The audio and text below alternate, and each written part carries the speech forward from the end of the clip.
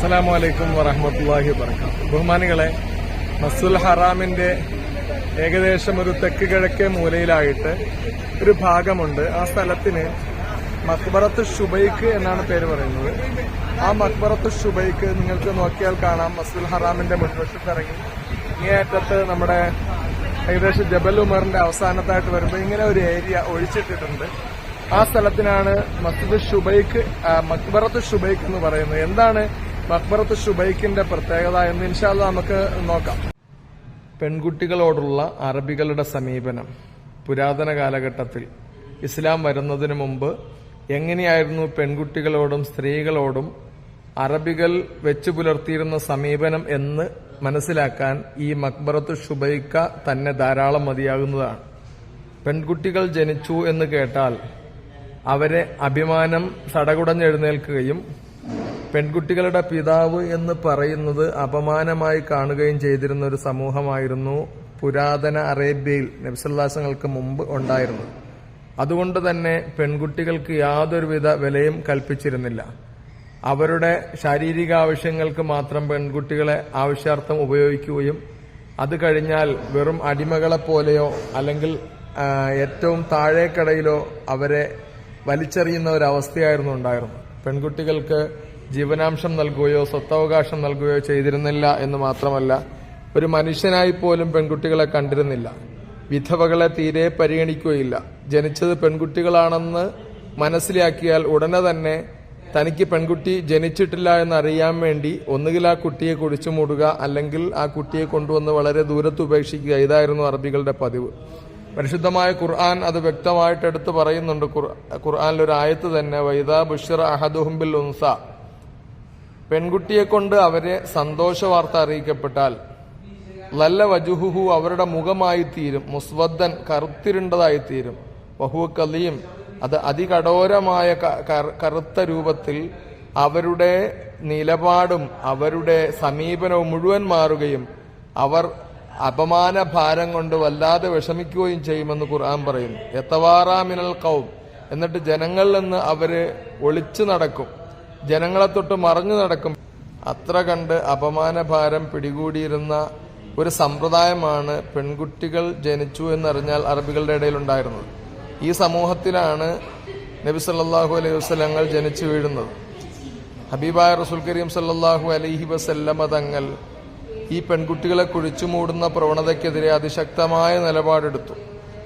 വലാ തഖ്തുലു ഔലാദക്കും ഖശിയത ഇംലാഖ്, ദാരിദ്ര്യത്തെ ഭയന്നിട്ടാണെങ്കിൽ നിങ്ങൾ മക്കളെ കുഴിച്ചുമൂടരുത്, മക്കളെ കൊല്ലരുത്. നർസുഖുഹും വയ്യാക്കും, നിങ്ങൾക്കും അവർക്കും ഭക്ഷണം തരുന്നത് നാമാണ് എന്ന് പറഞ്ഞ് അല്ലാഹു സുബ്ഹാനഹു വ തആല അതിശക്തമായ നിലപാടാണ് എടുത്തത്. നബി സല്ലല്ലാഹു അലൈഹി വസല്ലം കർശനമായി നിരോധിച്ചു.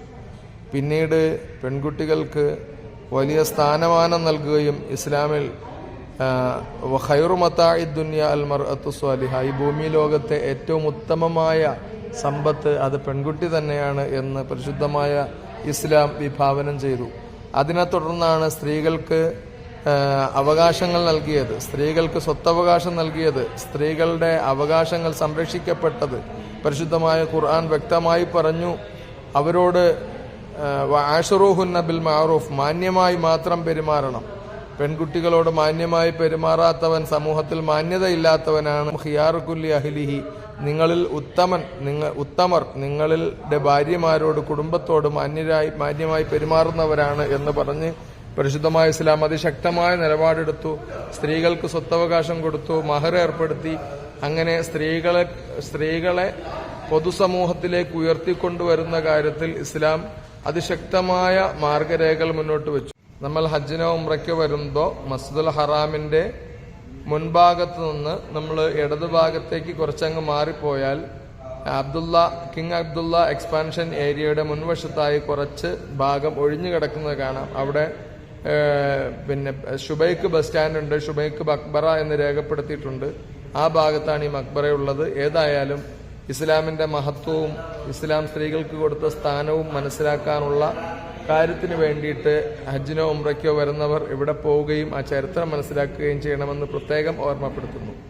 ജനിച്ചത് പെൺകുട്ടികളാണെന്നറിഞ്ഞാൽ തന്നെ ഉടനെ തന്നെ കൊണ്ടുവന്ന് കുഴിച്ചുമൂടുന്ന സമ്പ്രദായം ഉണ്ടായിരുന്നു. ആ കുഴിച്ചു മൂടുന്ന ഒരു പ്രധാനപ്പെട്ട ഒരു മക്ബറയായിരുന്നു മക്ബറത്തു ഷുബൈക്ക് എന്ന് വാമൊഴിയായും അല്ലാതെയും ചരിത്രരേഖകളിലും കാണപ്പെടുന്നു.